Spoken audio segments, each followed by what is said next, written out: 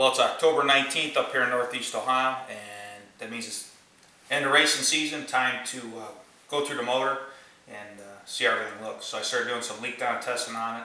This is a 469 big block Chevy and a 02 undercover dragster. Goes 840s, 158 miles an hour.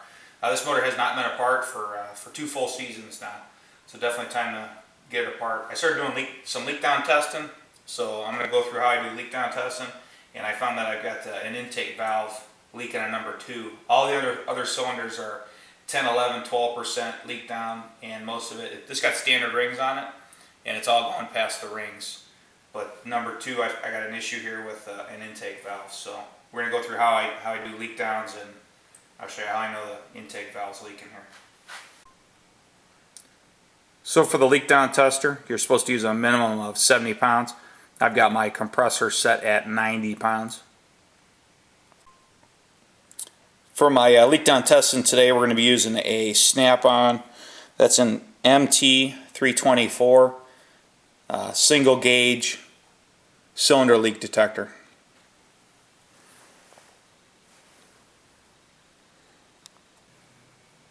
Alright, I got the motor set up here. I've got the 4 plugs pulled from this side of the motor. I've got the 4 plugs still in that side of the motor.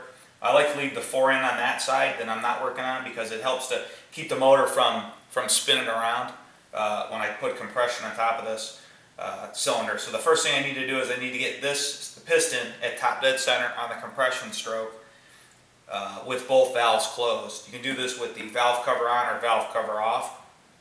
So I got the power for the dragster on. I've got all the electronics turned off.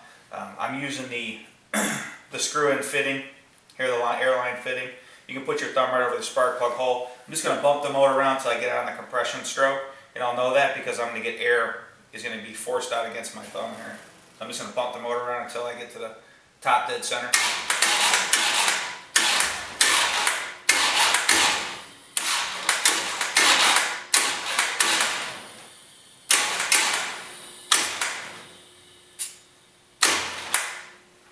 So if you heard it, you could hear the air escaping.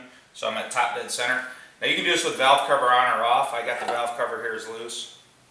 So I'll pop the valve cover off and just verify. So both rocker arms should be loose. So you can verify this way that both valves are completely closed. Okay, we've got number 2 cylinder up at top dead center on the compression stroke. Intake and exhaust valves are both closed. Want to make sure that we turn the power off, so that we can't accidentally spin the motor over any further while we're doing this. First thing we're going to do, we're going to hook up our compressor line to our cylinder leak detector, and we're going to make sure that the gauge, we adjust this knob on top so that we set it to 0. Just go real slow so you get it right to 0.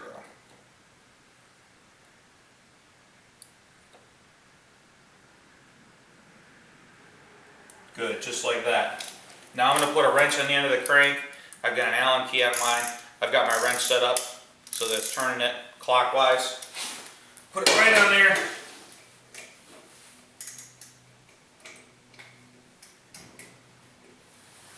To make sure that the motor doesn't spin. As soon as I add air to the top of this piston, it's going to try and drive this piston down, which is going to spin the motor around. We want to hold that piston at top dead center. So you need to be real careful with this wrench, because it can smack you, so you want to have a good, firm grip on this thing. Now I'm just going to plug my air line up to my cylinder leak detector, to the cylinder. Again, holding on to this. So it's going to go just a little bit. So 22% I was getting before, it's actually showing about 26% right now. I'm going to pop this back on. I'm going to hold the crank. Put the air line back on the piston here. You'll see the needle jumps up and then it's going to come back down and settle. So I'm reading about 28 right there. Definitely got something leaking.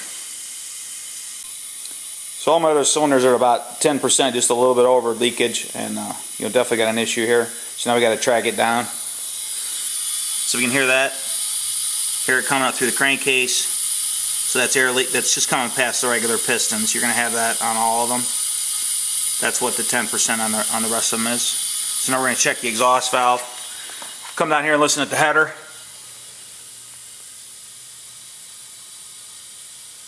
Quiet, like nothing. Now we're going to come up here to the carburetor. The only thing we need to do to check the carburetor, we're just going to crack a throttle plate.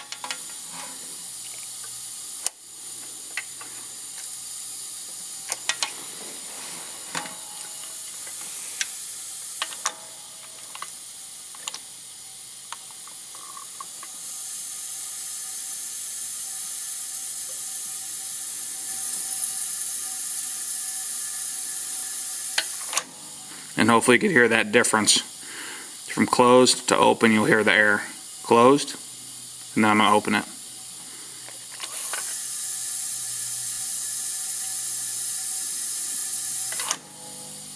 So that's definitely air leaking right past the intake valve. You can hear it right through the carburetor.